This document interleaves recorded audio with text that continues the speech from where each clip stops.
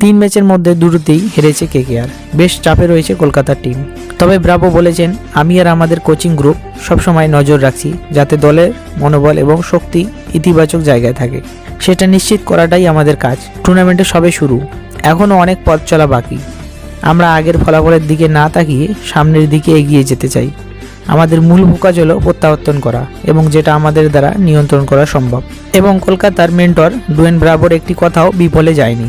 বৃহস্পতিবার কলকাতার Eden garden স্টেডিয়ামে সানরাইজার্স হায়দ্রাবাদ মুখোমুখি হয়েছিল defending champion Kolkata night Riders. Toss জিতে প্রথমে বোলিং করার সিদ্ধান্ত নেয় হায়দ্রাবাদ, কিন্তু প্যাট কামিন্সের এই সিদ্ধান্ত ভুল প্রমাণিত হয়।